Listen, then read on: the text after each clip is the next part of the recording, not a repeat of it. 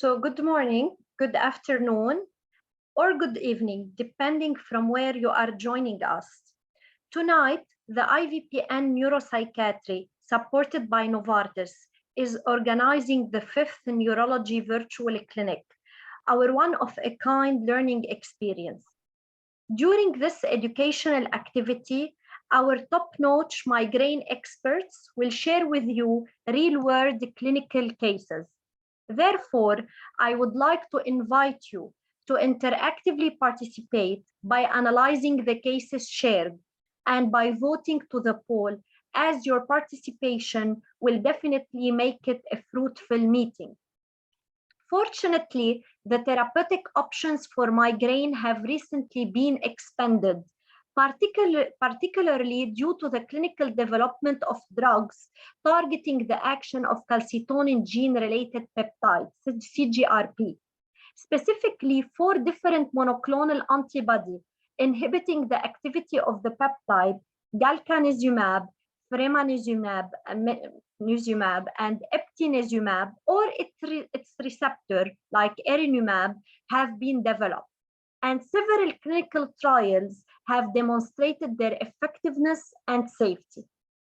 Erinumab, the only monoclonal antibody targeting the CGRP receptor, was approved, and it was the first of these drugs to be available for clinical practice in UAE and the MENA region, although under very different circumstances than those reported in pivotal clinical trials. Real-world studies from the Middle East are gradually being published. The aim of this webinar is to discuss the real-world experience with anti-CGRP emerging from our region and compare it with the worldwide evidence. Before starting, let me thank Novartis for sponsoring this educational activity. In our first session, our migraine expert, Dr. Naji Riashi, who is joining us from UAE, will discuss the use of anti-CGRP in the treatment of migraine in a cases-based format. Thus, I would like to remind you to actively participate by voting to the poll during the clinical cases discussion session. Dr. Riashi recently joined Sheikh Shakhbout Medical City as a consultant neurologist and Khalifa University College of Medicine as Clerkship Director of Neurology and Assistant Dean for Clinical Affairs. Prior to that, Dr. Riashi was tenured full professor and chair of the Department of Neurology at the Lebanese American University in Beirut, Lebanon, and assistant dean for clinical research at the LAU Gilbert and Rosemary Chagouri School of Medicine. Born in Beirut, Lebanon, he received his MD degree from the American University of Beirut. He then pursued a 4-year postdoctoral research fellowship in neuropharmacology and neurochemistry at Case Western Reserve University in Cleveland, Ohio, and completed his residency in neurology at the University Hospitals of Cleveland. Subsequently, he joined the Cleveland Clinics Foundation for a 2-year fellowship in epilepsy and clinical neurophysiology. He is a diplomate of the American Board of Neurology and Psychiatry and a diplomate of the American Board of Epilepsy and Clinical Neurophysiology. He is also a member of several scientific societies, including the American Academy of Neurology, the Lebanese Neurological Society, and the founding member and past president of the Lebanese League Against Epilepsy. Dr. Riashi, you are always the most welcome. Please start your presentation. Thank you, Maya, for your kind introduction. Let me see here now. Start sharing the screen. Okay, I hope you can all see my screen. Yes, doctor, we are seeing your slides. Perfect. So as Maya mentioned, I am going to be presenting tonight 3 cases from my outpatient clinic that I met here at Sheikh Shakhbout Medical City. And each one of those cases will present different aspects of the challenges that the clinician meets when trying to deal with migraine and its management. So these are my disclosures. And I'm going to start with migraine case number 1. And this was a 31-year-old man who presented to the outpatient clinic complaining of 12 years of headaches. He stated that the headache starts in the back of his head, mostly on the left side, but not always. Sometimes, rarely so, it would start on the right side. And then the headache would spread with time over an hour or so to become holocranial. He describes the pain as a severe ache, and he told me it's as if a knife is being stabbed repeatedly in his head. This is associated with swelling of the left cheek, nausea, photophobia, and phonophobia. And he becomes extremely sensitive to movement. He feels like something is being shaken inside his head when he moves together with the headache. The headache lasts about a whole day, and he wakes up usually the next morning with a residual pain, but not much less intense than what it would be on the first day. And by noon or the evening that second day, the headache would finally resolve. This has been occurring at least once per week, more often twice per week lately. And it is triggered by working long hours on the computer or by getting tense and aggravated. Symptomatic treatment, he's tried everything under the sun, including triptans, and his symptoms are not controlled at all. He was treated with magnesium for 3-4 months, but he did not get any good results from that, and he stopped taking it. His neurological examination is normal in details. And here I would like to open the floor to the management of this patient. What would you consider doing with him? And I will start with question number 1. If you could please put question number 1 so that they can answer the poll. Would you consider doing an MRI of the brain on this gentleman? Is it needed, or can we do without it? Please answer A. Option A is yes, and option B is no.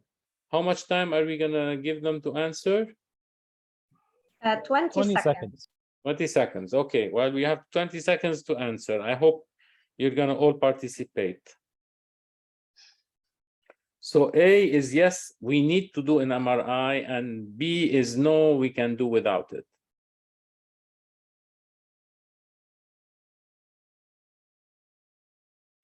I'm going to stop the poll now. Okay, thank you. Okay, and most of the audience wants to do an MRI. There is no right or wrong answer in this question, because one could argue that there might be a change in the pattern, although his pattern has not really changed over the past few years. And because of the change in the pattern, the MRI would become something needed. And one could argue that he's been having the same symptoms over 10 years, and this is therefore no need for the MRI. But I mean, depending on how conservative or how adventurous you want to be, you would opt for one or the other options. But again, if the pattern has changed, then definitely we would need to image.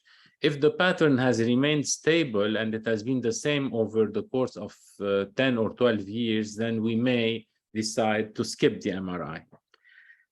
Next question is, would you consider that this patient is a good candidate for a prophylactic treatment? And again, option A is yes, and option B is no. So who would want to start this patient on symptomatic treatment versus keeping him on prophylactic treatment versus keeping him on symptomatic treatment only? Please vote.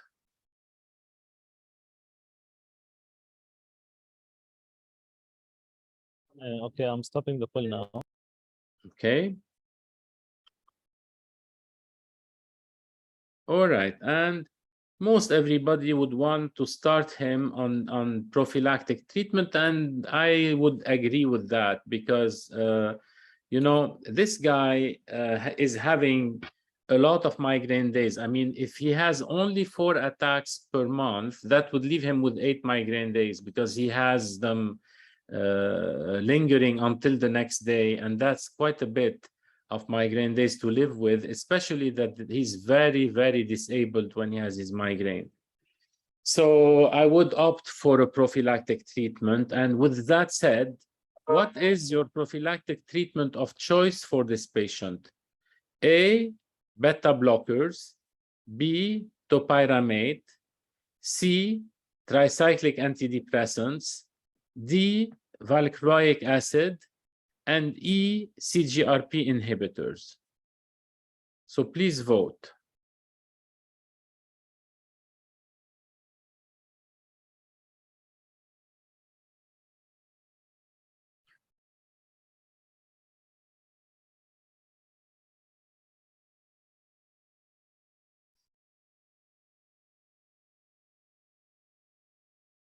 So I would like to encourage all to vote and to actively participate and answer what is the best prophylactic treatment for this patient: beta blocker, topiramate, tricyclic antidepressant, valproic acid, or CGRP inhibitor.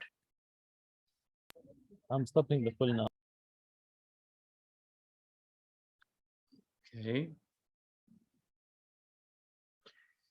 Okay, sure. We have the answers are all over the place, and this is what I would expect because all of these options are valid, basically, because he's never been put on any prophylactic treatment.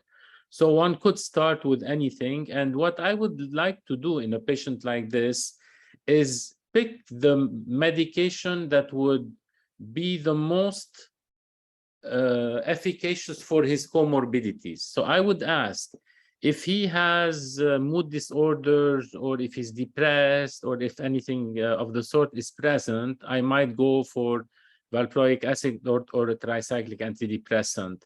If he's a little bit on the obese side and wants to lose some weight, I would go with topiramate. If he has a little bit of a blood pressure elevation, we can go with a beta blocker. And if he is on the run and very hype and wants a medication that will not interfere with his daily life and he doesn't want to take medicine every day, CGRP inhibitors would be candidates as well, because he has, even though he's naive to prophylactic, he has a lot of migraine days. So they would be used and it would not be an off-label indication. So this is just to tell you how I do it. I go with the what comorbidities, what personality trait the patient has, etc., to pick what would become then the best prophylactic medication, because there is, as we've mentioned, there is no right or wrong answer. Of course, comorbidities can make you shy away from some medications as well. If the patient is asthmatic, beta blockers would not at all be an option. If he's having erectile dysfunction, that would also be a problem that we would not want to get into. If he has orthostatic hypotension, one would shy away from the tricyclics, and so on and so forth. I mean, there are a lot of considerations that one has to take before we would pick the most appropriate medication. So the management, the patient told me, I'm really disillusioned with migraine treatments and I'm coming to you as a last resort. I really want something that will make a difference, because if you don't treat me with a medication that will work, I'm just never going to go see a doctor again. And he had heard about the CGRPs, and he said that his aunt and his sister were treated both by multiple medications before, failed everything, and were treated with this injection, and it felt like a miracle. So I gave him Aimovig, and he came back, Erenumab, and he came back 1 month later stating that he had 2 migraine attacks that lasted 5 to 6 hours and responding to non-steroidal anti-inflammatory drugs. So he was elated, and on follow-up 3 months, and he came to see me like 3 weeks ago, he had 1 migraine attack that is described as mild, and that is not even impairing his ADLs. He's able to continue to work, and he takes an analgesic or a non-steroidals, and that takes care of the problem. So this was one happy customer, and it really makes a big difference when you have this kind of a response after you've been intractable for a long, long time. Your quality of life is changing, your look and outlook on life is different. You can start planning with your family when this guy was not able to do any plans or to make any plans for trips or outings, etc., because he would always be concerned of having to cancel at the last minute. We're going to move into case number 2, and this is a 28-year-old woman who was diagnosed with migraine since age 18. The headaches were unilateral but alternating sides, even though they favored the left side. They used to occur once per month, and they used to be perimenstrual, so around her periods. And they increased in frequency and severity since she delivered her second child 5 years ago. And now it has gotten to the point where she has 8 migraine days per month, sometimes up to 12, depending on the month and depending on how severe her attacks can be. The migraine would last at least for 2 days, sometimes for 3, and they are associated with nausea, and often she vomits, not every single one, but very often, more than the majority of them, more than half of them, she vomits. And she has photophobia and phonophobia. She does not have an aura, but she has visual changes in the form of photopsias that occur during her migraine attack. The triggers are exercise in hot weather, and this is interfering with her work and leading her to have to take too many sick days, because she works as a police officer, and as part of their routine, they have to do these physical exercises outdoors. And you know, in Abu Dhabi, the weather is when it's not hot, it's torridly hot. So she's really impaired with that. She tried propranolol and she could not tolerate 40 milligram BID. She became near syncopal when she went up to 40 BID. She was not controlled by 40 a day. And she has also tried triptans that work 1 out of 4 times. I mean, they have not been consistent with her, unfortunately. She had several brain MRIs done, which were all reportedly normal.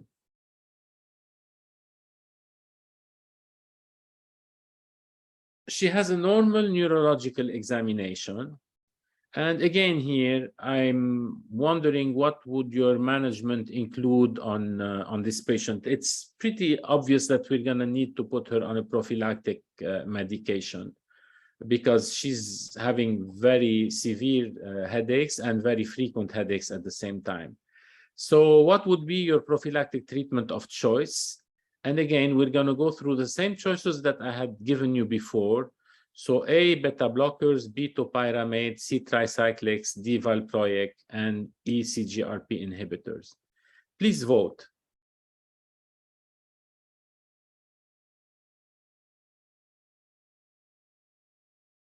So for those who are joining us or who joined us now, please try to be interactive as much as possible and vote to the poll by answering the question. So what is the prophylactic treatment choice for this patient?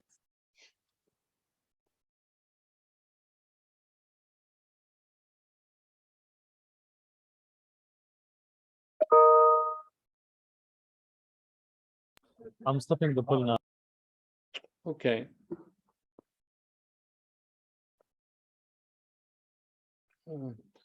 Okay. I'd have to disagree with beta blockers, because she tried it and it did not work.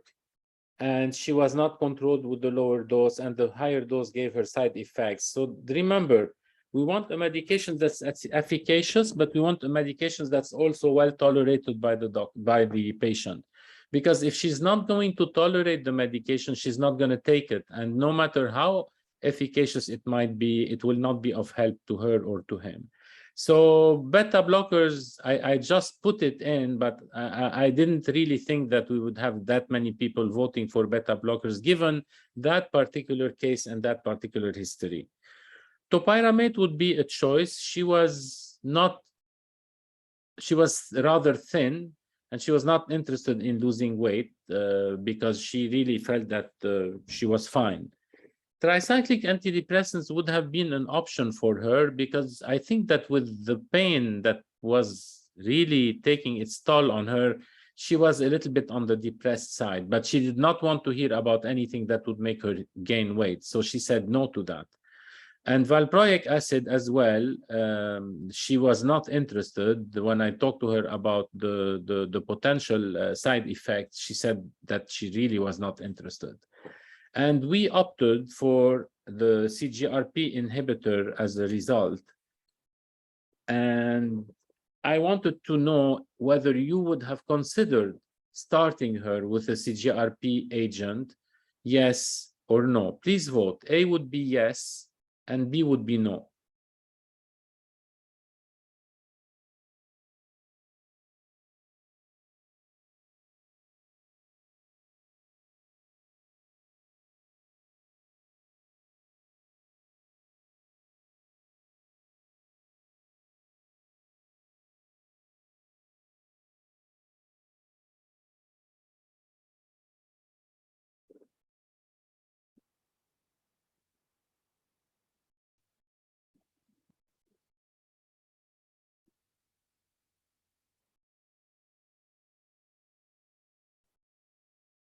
So I'm stopping the poll now.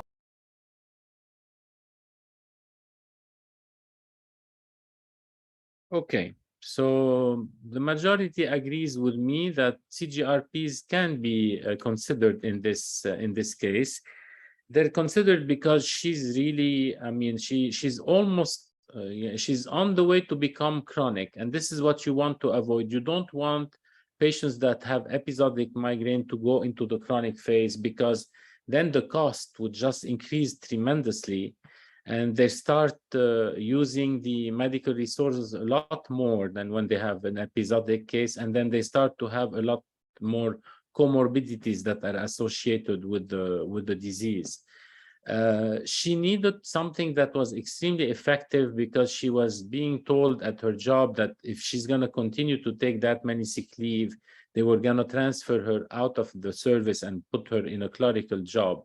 And she did not want that. She enjoyed her job. She wanted to continue on with it. So she was very motivated to stop the attacks, and she wanted something really efficacious. And the question would be for those who voted no on the CGRP, why would you not consider it? Are you concerned because of the lack of efficacy? Are you concerned because of the side effects? Are you concerned because of the lack of the consistency of the response? Or are you concerned because of socioeconomic reasons? So please vote.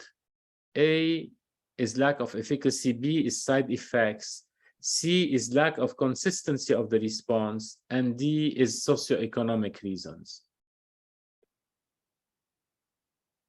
So please answer why you did not choose or you consider anti-CGRP as a treatment option for this patient due to lack of efficacy, side effect, lack of consistency of response, or due to socioeconomic reasons. I'm stopping the poll now.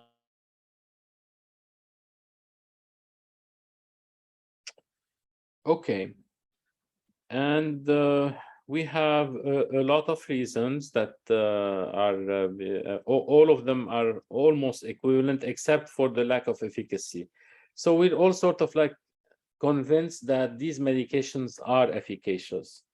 The side effects are really minimal. I'm getting very, very few people that complain of anything significant that would lead them to withdraw or to stop taking the medication. I haven't had any case like this yet. And I've used quite a bit of Erenumab between the experience that I had when I was still in Lebanon. I was part of the Empower studies and I enrolled 60 patients on the medication. And with the patients that I now have here, really very little to worry about as far as side effects. Now, lack of consistency of the response is also not very much concerning, because usually the effect is maintained and the effect grows with time. So if a patient comes to you the first month and he says, I've only had a 50% response, do you think it's worthwhile continuing? I would say definitely, because with time, that response is going to amplify and it will plateau at about 5 or 6 months, and then it will remain there, but it will be improved with time. And the latest recommendation of the European Consortium of Headache is to wait for 3 months before you judge on the efficacy and the consistency of the response, because it will, as I've mentioned, keep on getting better and it will improve over the first 3 months of the treatment. Socioeconomic reasons, well, we have a lot of data that shows us that on the long run, when you increase the direct cost, and by that I mean the cost of the medications, you save society a lot more. And so when you take into account the direct and the indirect costs, most of the chunk of the cost of migraine and headache is a huge cost contributor. It's one of the most costly diseases to treat. When you think about this problem, the contributors are the indirect costs that are computed with absenteeism, lack of concentration at work, mistakes, not being able to manage studies, etc. Those cost about 93% of the total cost of the headache. And you can drop these tremendously by using these medications. So you'd end up saving money rather than costing money. But this is food for thought, and we can present at another session all the socioeconomic data that we now have available. I started her on Aimovig. She came back after 1 month, reporting 3 migraine days per month. And she came back 3 months later, and she was down to 1 or 2 mild migraines per month. And she was really elated with the results. Another happy customer. I'm going to move on now, if I may, to the last case, migraine case number 3. And this is a 56-year-old woman who came to me complaining of chronic headaches. They had been ongoing for a long time. She could not even remember how long. It's been years. I mean, we're talking 10, maybe more than that years. And she had received multiple evaluations, and she had consulted here and abroad, and she had been to Thailand, and she had been to Germany, and she was given different types of advice, etc. She describes really 2 different types of headache. The first one involves the top of her occiput, and it is throbbing in nature, associated with phonophobia and photophobia. It lasts on average 1 to 2 days, up to 1 week occasionally, and it has a frequency of 2 to 3 times per week. The second headache type involves the back of her head and her neck and radiates to both shoulders. It is described as a pulling pressure associated with muscle spasm in her neck bilaterally. The headache might affect the left side more often than the right, but it is occurring daily, and she is self-treating it with non-steroidals, with Arcoxia, with Panadol joint, and with Panadol migraine. She takes at least 6 to 8 tabs per day, and she can go up to 12 tabs per day. She tried several medications, both for prophylactic and for symptomatic, excuse me, sorry, treatment. She was tried on tripizole, on Depakine, and on topiramate. And she also tried symptomatic treatments such as triptans, ergots, non-steroidals, injection of opiates in the emergency department, and nothing is doing it. She keeps on getting these headaches. Her brain MRI is unremarkable, and her neurological exam is entirely normal without any focal findings noted. So in this patient, I will open the floor with a working diagnosis question. What is your working diagnosis on this patient? Migraine headache, A, cluster headache, B, tension headache, C, medication overuse, D, and mixed types from all of the above, E. So please vote. A is migraine, B is cluster, C is tension, D is medication overuse, and E is mixed from the above.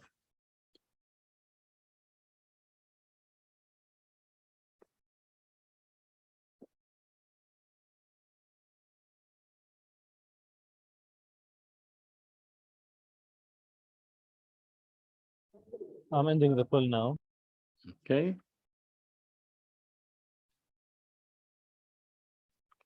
All right.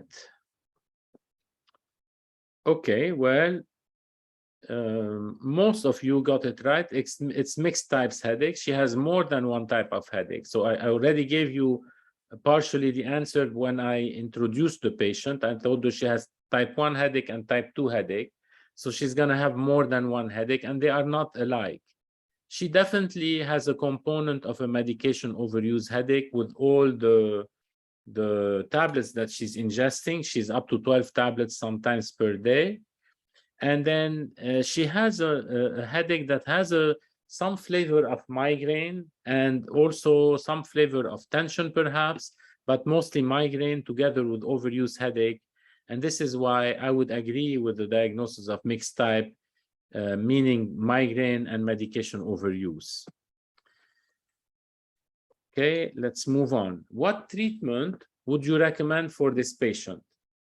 A would be a combination of prophylactic medication. B would be steroids. C would be botulinum toxin. D would be keep her on whatever she is taking now and no change. And E would be a CGRP inhibitor. Please vote. A is combination of prophylactic medication. B is steroids. C is botulinum toxin. D is no change from current treatment, and E is CGRP inhibitor.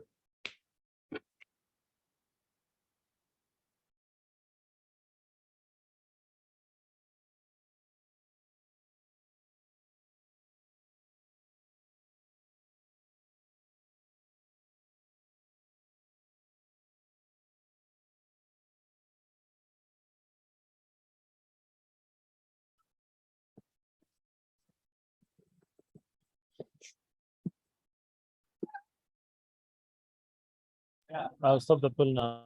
Okay. Oh, wow.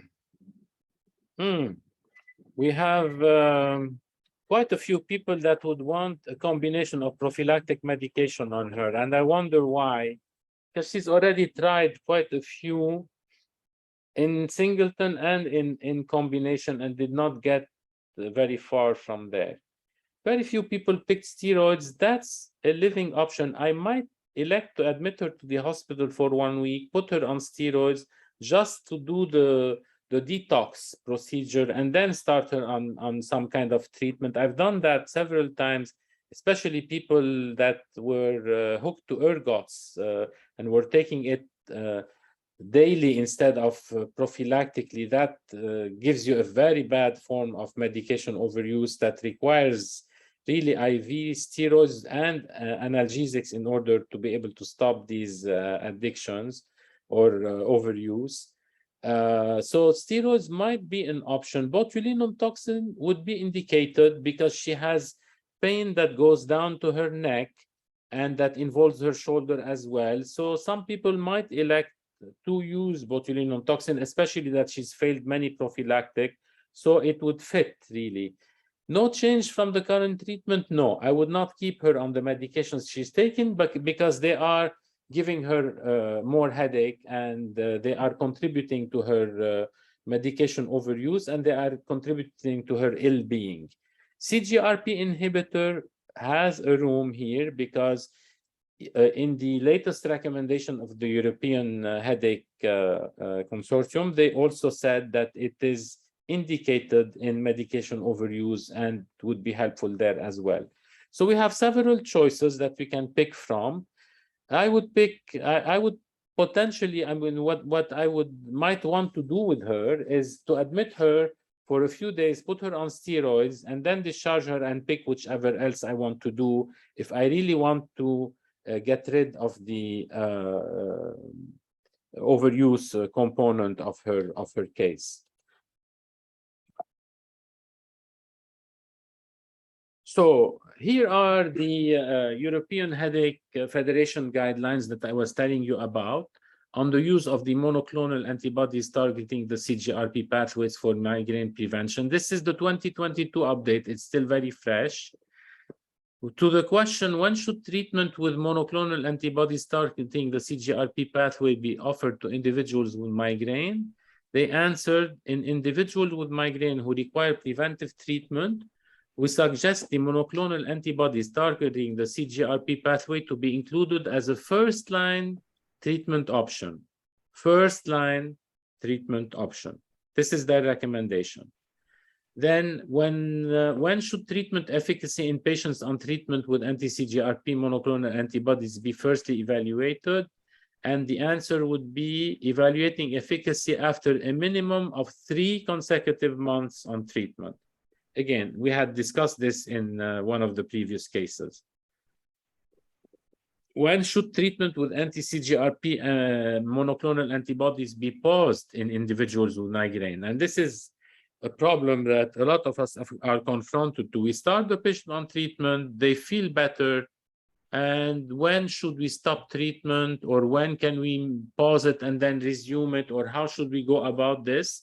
I think we will learn more as we go, but what they are saying is to consider a pause after 12 to 18 months of continuous treatment, but to continue the treatment if deemed necessary by the physician. When would I continue treatment?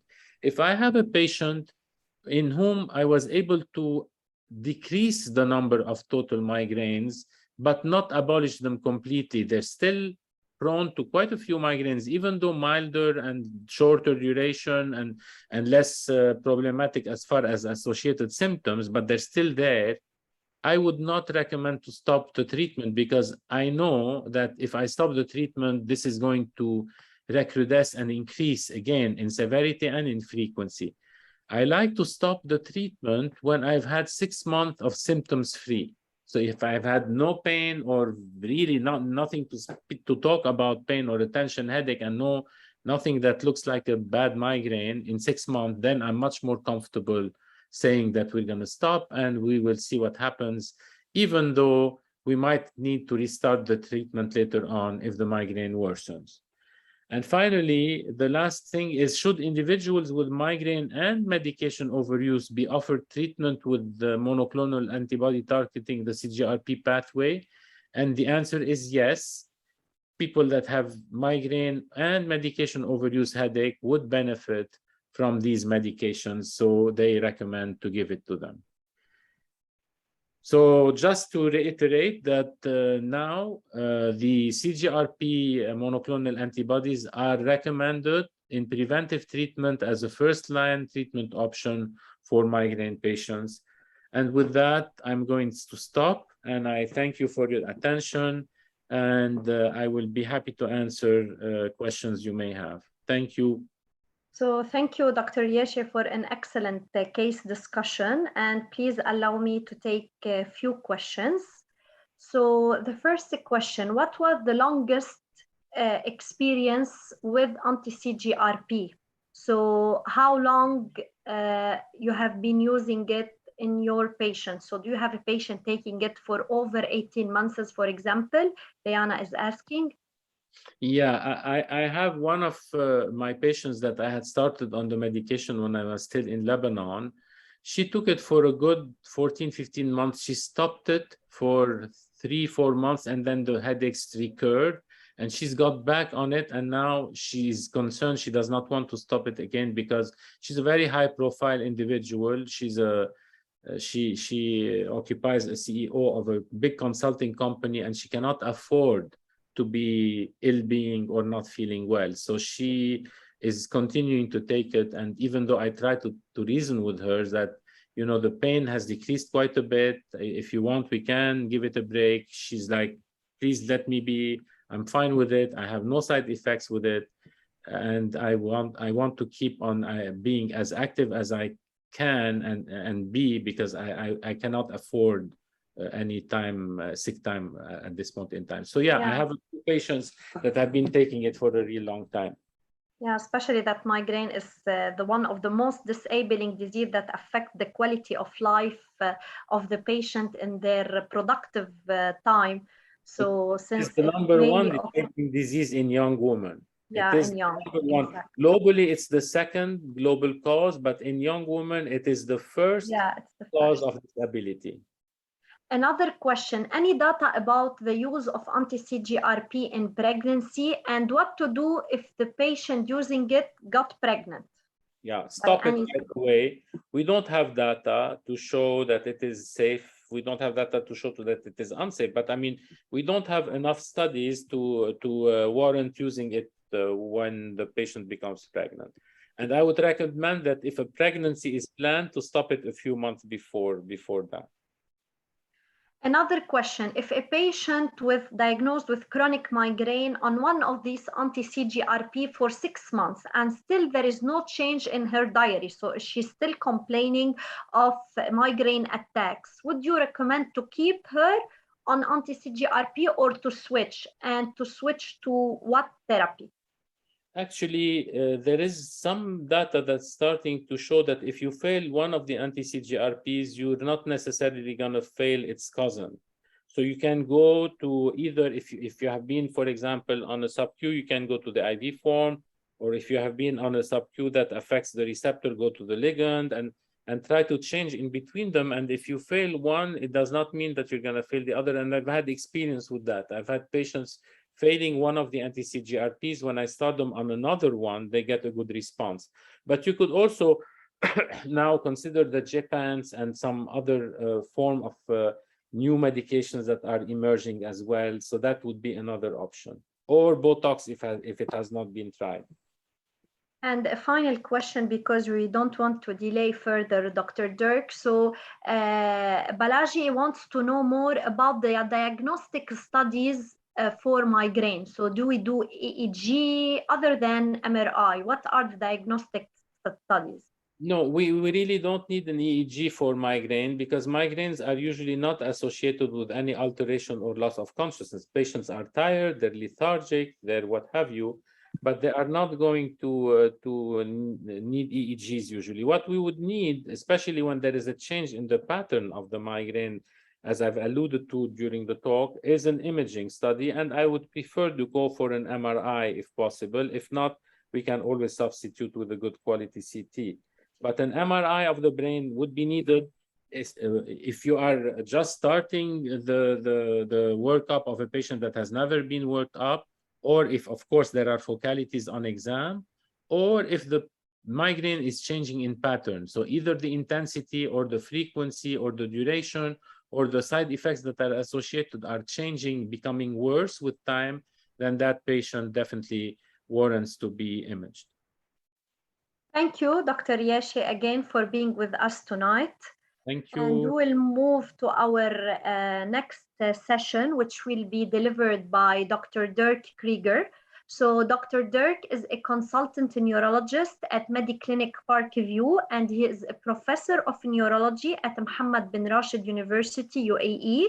He served as the chief neurologist and the director of stroke service at University of Zurich, Switzerland, and Mediclinic City Hospital, Dubai. Dr. Krieger holds a bachelor degree in medicine in addition to master's and a doctorate degree. He authored many publications in neurology disorders, mainly stroke, in international peer-reviewed specialized medical journal. Dr. Dirk will report the data about the use of anti-CGRPs and mainly erinumab in the Middle East and compare it with the experience of the worldwide experience. Professor Dirk, we are honored to have you as a speaker with us tonight. Welcome, and the floor is yours. Thank you, Maya. Can you hear me? Yes. Thank you. We can hear Maya, you and we can see your slides. Very nice. I'm unfortunately committed to another webinar at 9:05, and so I was hoping that the questions would have been done afterwards, but so we only have 15 minutes, so I have to rush a little bit, unfortunately, but I'll try my best.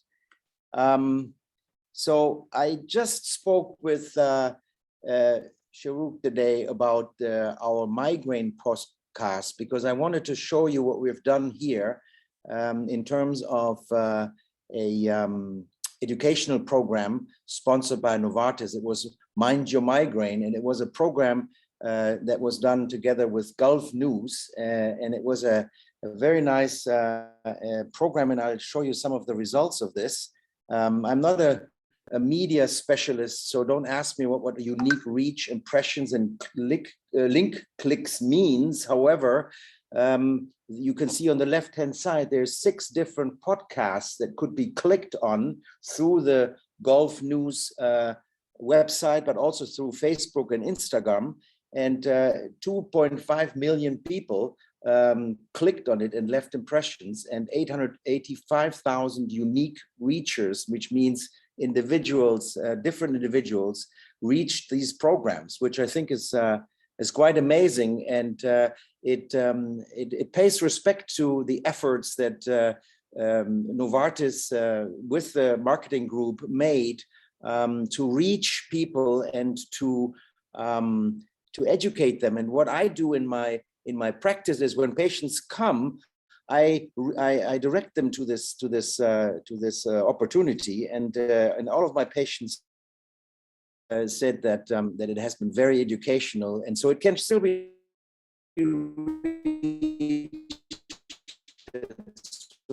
anybody who has patients that needs resource.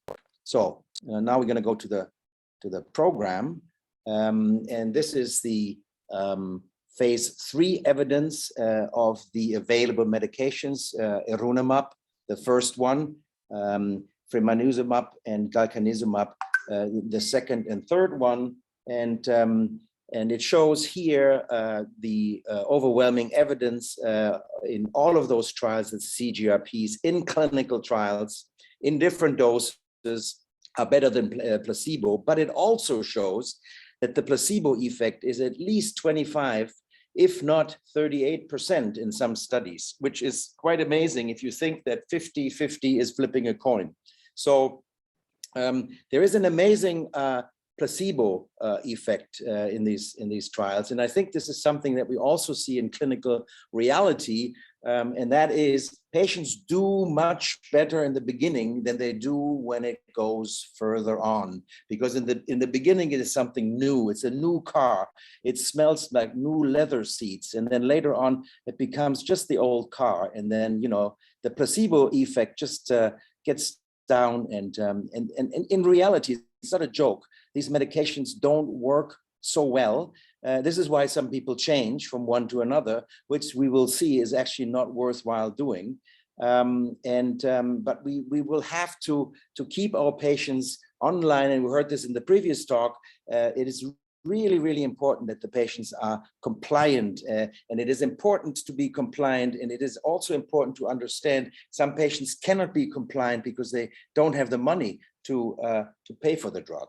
So these are the issues. Erunimab has a little bit of a head start, and that's why it has launched in 56 countries as opposed to 40 and 38 of the others, and the reimbursed countries are also 29 as opposed to 24 and 27 for the competitors. This is not that Erunimab is necessarily the better drug, but it is just that they had a year minimum advantage.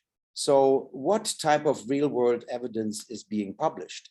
Again, Erunimab is a little bit in front with 74 published real-world manuscript as opposed to 22 and 18, and we already went through the other numbers. So Also in terms of the publication, Erunimab is in front, and I'm proud to say that we even have 2 publications from our modest country, which is usually not so good in publicizing the results, but we do have 2 studies on our patients that I will share with you later.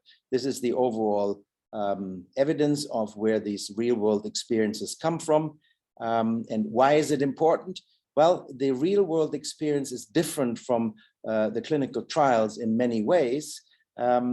It also uses different types of data. So we have electronic health records, we have claims and billing activities, we have data generated from other sources that inform on health status, we have patient-generated data, and we have product and disease registries as opposed to the rigid randomized trial endpoints. So the real-world experience assesses the medical product in clinically diverse settings and patient groups. And I think this is very important when it comes to safety more than efficacy, but it also gives us an idea of how the placebo effect seen in the randomized trial translates into reality. It also assesses the medical product under conditions that reflect the use of treatments in actual clinical practice, and it evaluates longer-term outcomes, safety, quality of care, and barriers in use.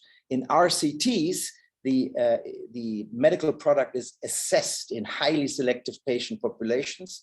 It is assessed, the medical product, in very highly controlled settings, and it evaluates the treatment effect within a specific time frame, rarely lasting more than 5 years. Most of the trials that we deal with in migraine are 2 years or less. So both real-world experience studies and RCTs, randomized controlled trials, can help to define a treatment absolute value and its value relative to alternative interventions. And the real-world experience supplements and complements the information gleaned from RCTs. There would be no real-world experience if there was no RCT, because the RCT generates the label and generates the approval by the FDA or by the EMA or whoever is clearing the drugs in the countries. But the real world experience is clearly important to see what is actually the relevance of all of this. How is it being used? How is it being accepted? What are the problems that people are facing? For example, financial issues will not be addressed in an RCT, but they will be addressed in an RWE. So this is basically what it is. So what do we have? Well, if we look at the effectiveness of Erunimab in high frequency episodic migraine and chronic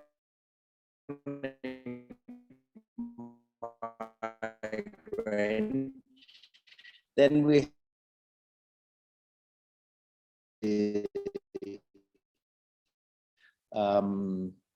is my internet, can you hear me? I hope you can hear me. So we have basically the same results in the high frequency group and in the chronic migraine group that we have seen in the trials. And I just want to summarize that the people with high frequency or even lower frequency episodic migraine have a higher chance of being completely cleared from migraine, or 75%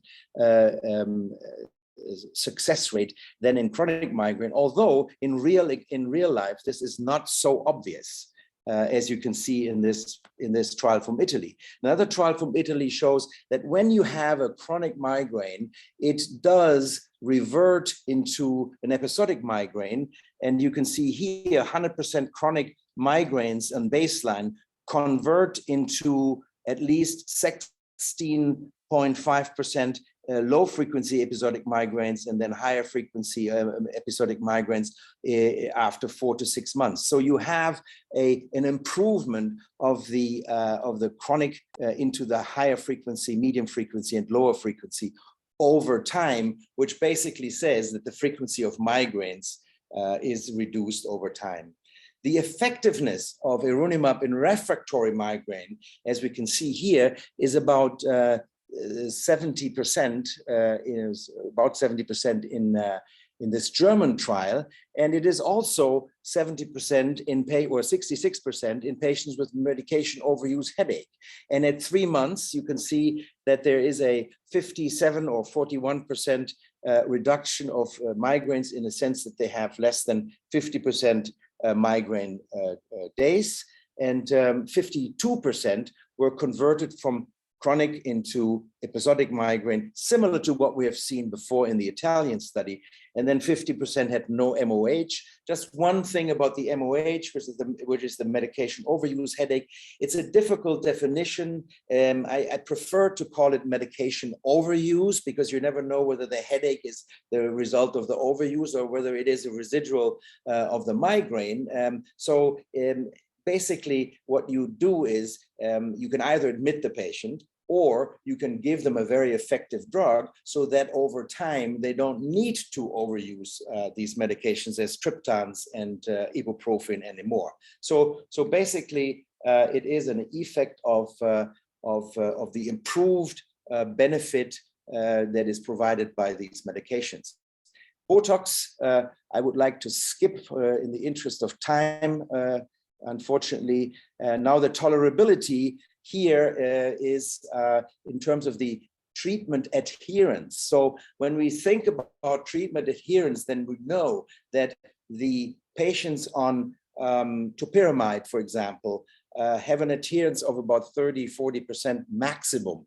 And here you can see 71% adherence in Eronimab, although I have to say, in my experience, the adherence is much higher. I think the only reason for these patients to stop is financial reasons, because it's very difficult to pay $500 every month for a treatment that reduces your migraines, which is actually not a disease, it is a condition, and you can do it in different ways as well. So, you know, you're driving a Bentley instead of just a simple Toyota, and a lot of people realize this after time, and they say, well, I'm doing very well, so maybe I can continue to do this with trigger addressing, and this is why people drop out.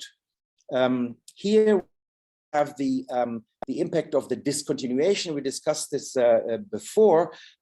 So what happens if you tell patients, you know, after a year, you stop it? You can see that here in this study, Swiss study, at baseline, the episodic and chronic migraines, 14 and 20 days, after 3 months, 6 and 7, and so forth, and so forth, and so forth. So after 1 month of treatment interruption, it slightly goes up again to 8, here to 8 to 9, and then 3 months later, 12 and 11. So not quite as bad as it was in the beginning, but after the treatment was initiated again, it goes down to where it was after 12 months and 3 months treatment.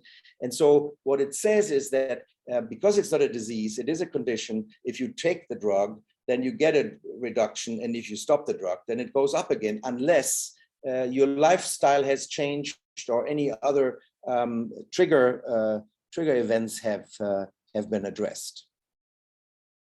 So let's get to the switching of this. I think is an important issue. We discussed this before.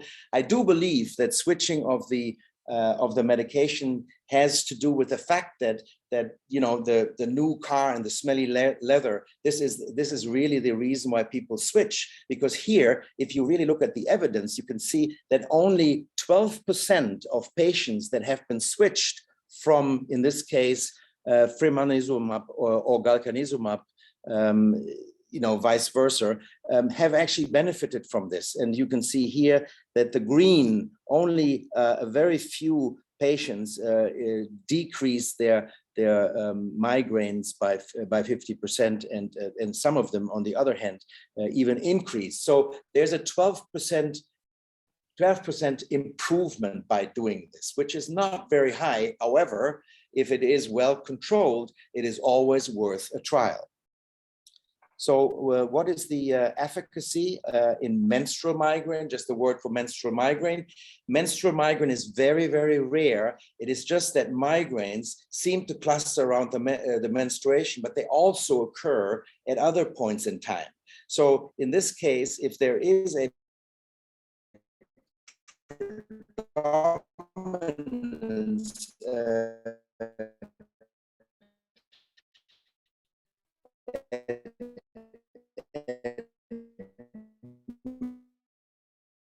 menstrual during the in menstrual migraine is reduced, so it works very well. The Italian study, and what is the impact of the CGRP on patient-reported outcomes in the real world?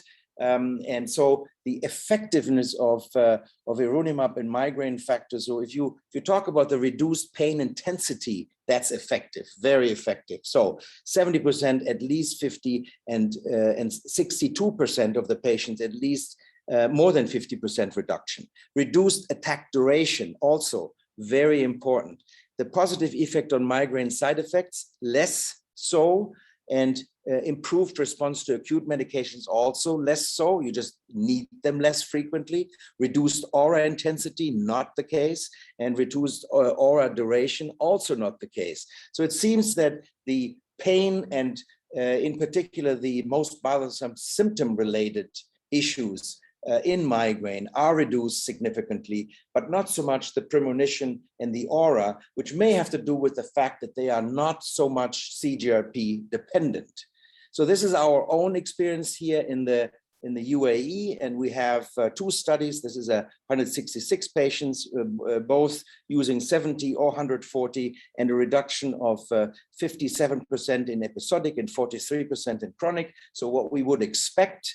And here a little bit more detailed, that overall 87% and 82% of patients achieved a more than 50% or 75% reduction in migraine days. And among chronic migraine patients, it was even higher, 95 and 72% in this retrospective studies. And this is another study that I was part of.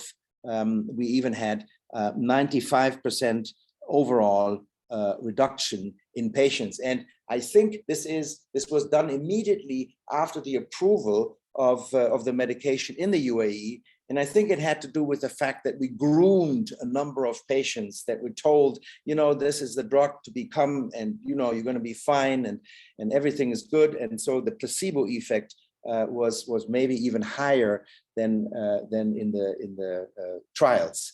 And as I said to you, when you use this medication over years, and we're using it now for 5 years, you see that the responder rate decreases a little bit. And you find the same thing in the United States if you talk to practitioners. The lackluster of the CGRPs is diminishing over time, and we will see how it goes along over the next years. So this is the other study. We can pass by this. And so in summary, ironimab is the first and only fully human anti-CGRP that binds to the receptor, and its efficacy starts as early as day 3, in particular in the high dose, as confirmed in the real world setting in the UAE. The ironimab is the only anti-CGRP with a local real world experience in the UAE that shows up to 95% of patients achieve more than 50% reduction, and up to 75% reduction, which is very high. And as I said, because of the performance of the study in the early time of approval. Ironimab is the only anti-CGRP that has long-term consistent data over 5 years, and more than a third of patients achieve migraine-free days, and half of the patients achieve 75% reduction in migraine days. And that's an amazing, a miracle drug. It's a sea change in migraine management, and it is just amazing. Safety is there and very well assessed. Ironimab allows the flexibility of dosing, 70 or 140. They cost the same. And so most of the patients are being treated with the higher dose because there's no increased side effects. And ironimab is the only anti-CGRP studied in a dedicated head-to-head trial. Hermes, this was a versus the toporamide, and it showed superiority in efficacy, tolerability, and adherence in particular to this drug. And so in summary, I can only tell you that the pivotal evidence from the trials has been has been mirrored in real world experience, and we are very happy to have this drug around. And I think this is my last slide. Thank you very much.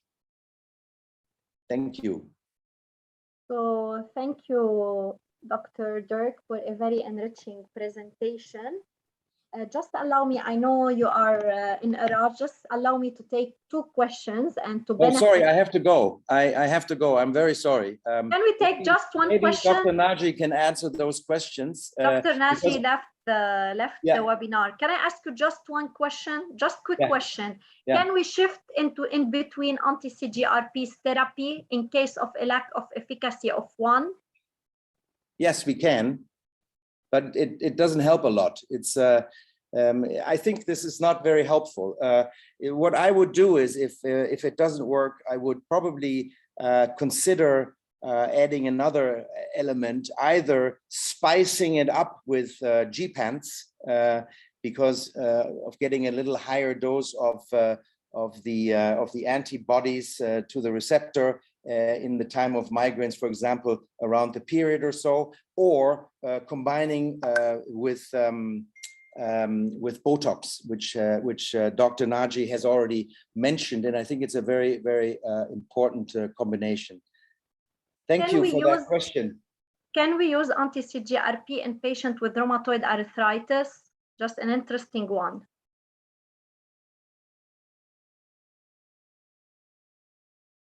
Dr. Dirk. So Dr. Dirk left. We will take all the questions left and we'll answer you by email. So apologies for not being able to answer your questions. So, and with Dr. Dirk enriching presentation, our 5th virtual clinic comes to its end. Thank you for our esteemed speakers. Thank you, Novartis, for sponsoring this activity. And the big thank you goes for you, our attendees, for staying with us until the end. I would like to remind you that you will receive your certificate of attendance by email within 1 week from today. If you missed any part of this webinar or would like to revisit the lectures, you can check our IVPN NeuroPsychiatry library, where we post all the recordings within 1 week from today. Follow us on our social media platform and stay tuned for more virtual clinic. In October 20 will be our 6th virtual clinic. So save the date, don't forget, October 20. And for our next activity, which will be tomorrow, and tomorrow we'll be discussing the current updates in Alzheimer's disease. Until we meet again, have a good night and stay safe.